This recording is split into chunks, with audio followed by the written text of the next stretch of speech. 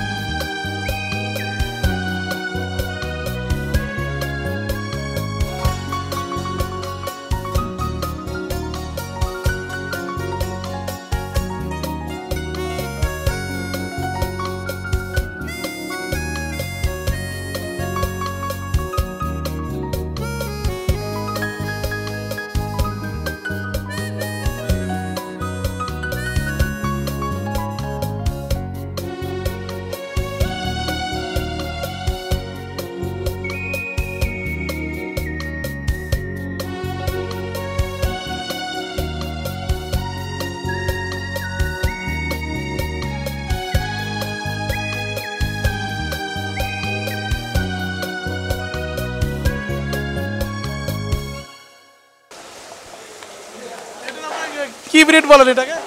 আমরা সিন্ধি বলি। সিন্ধি, হ্যাঁ রাইট, সিন্ধি। এই সিন্ধিটা কেমন আশা করছেন? নাকি সেল হয়ে গেছে? না, এটা আপনার সেল করবো। এর নাম শেহজাদা। শেহজাদা। আরে বাহ। বিক্রয় থাকবে। দাঁতে 4টা, শরীর এখনো পরিপূর্ণভাবে ভরে নাই, কিন্তু বর্তমান ওজন 885 কেজি। সিন্ধি গরু 885 কেজি? মাশাআল্লাহ। এটা সিন্ধি প্রদেশে এত ওজন আছে কিনা সন্দেহ। আমি জানি না, আমার কাছে মনে হয় না, কিন্তু হইতে পারে কারো কাছে যদি থাকে, আমি দেখি নাই। কিন্তু এটার বর্তমান দাম চাচ্ছি হচ্ছে 27 লক্ষ টাকা। 27 লক্ষ? মানে কি এত দাম চাচ্ছেন কেন? এইটা আমি আসলে বেচার কোনো পরিকল্পনা নাই এবছর। এই জন্য বেশি দাম চাচ্ছেন? কারণ আমি এগুলো গরু পাবো না, চাইলেও কালেক্ট করতে পারবো না, তাই এগুলা গরু আর কি স্টকে থাকবে। যদি মন মতো দাম হয়, যেমন অলরেডি এটার দাম হয়েছে 20-এর উপরে দাম হয়েছে, সো এটা যদি মন মতো দাম হয় তাহলে বিক্রি হবে। মাশাআল্লাহ, আমরা এটা একটু ভালো করে দেখি গরুটাকে। সিন্ধি গরু, বিশাল দেহ। এইগুলো কি কোনোটা বিক্রি হয়েছে নাকি? এই যে গির, হট হট হট হট।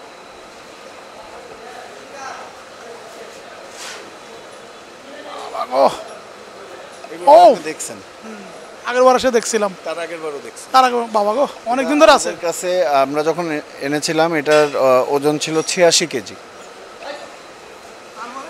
এখন বর্তমানে ওজন 800-র উপরে। এই বছর এটা কোরবানি হয়ে যাবে। এটার নাম শখ। হ্যাঁ, কারণ এটা আমাদের শখের গরু, ওর মালিকের নামও শখ, আর আমরাও শখ করে পালছি, সো এটার নাম শখ। আর এটার জন্য খুব খারাপ লাগবে, কারণ এই গরু এবং আমাদের একটা গরু আছে ভূত, এগুলো গরু আমরা ছোটোর থেকে পালছি, মানে একেবারে 80 কেজি 85 কেজি ওজন থাকা অবস্থায় আসছে এগুলা খামারের ভিতরে, এরপর আর বের হয়নি। আর এই বছর কোরবানি হয়ে যাবে। এটা কি কেমন টাকা বিক্রি হলো? এটা আসলে বলবো না, কারণ শখের জিনিস। আর তোলা লাখ টাকা, শখের তোলা লাখ টাকা। এটাই এ পাশে এই যে শাহিওয়াল বা এই গরুটা, এই গরুটাও বিক্রি হয়ে গেছে। এটাও বেচা, এটা এবছর কোরবানি হবে না, এটা সামনের বছর কোরবানি হবে। এটা কেমন টাকা বিক্রি করছেন? 12.5 লাখ। এটা এটা আপনার 14.5 লাখ। এটাকে ব্রাহ্মা ক্রস এই জন্য, মানে এটা ব্রাহ্মা ক্রস বলে এই জন্য। এটা অনেক বড় গরু।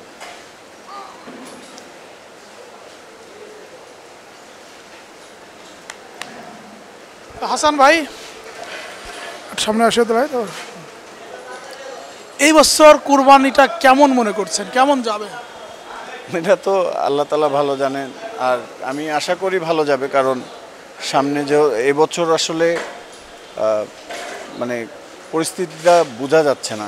কাস্টমার আসছেন কিন্তু গরু কেনার প্রতি ঝুঁকতেছেন না, যে গরু কিনবে বা মন দিয়ে একটা দাম বলবে সেটা বলতেছেন না। সবাই হয়তো শেষ রাতের কারণে একটু কনফিউজড। কিন্তু আমি বলবো যে কোরবানির জিনিসটা মানে এটা হচ্ছে আপনার বেসিক্যালি মন থেকে আসতে হবে। আপনি এই গরুটা আপনি একটা গরু কিনে অ্যাটলিস্ট 3-4 দিন পাললে আপনার ওইটা, মানে 3-4 দিন পাললেও কিন্তু অনেকের ওই গরুর প্রতি আবেগ চলে আসে। তো চাঁদ রাতে কিনলেন, নিয়ে বাসায় রাখলেন, সকালবেলা কোরবানি করে দিলেন।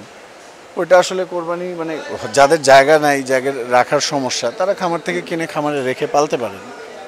আর যাদের জায়গা আছে তারাও এখন দেখতেছি যে চাঁদ রাতে যায় গরু আসলে সংগ্রহ করে।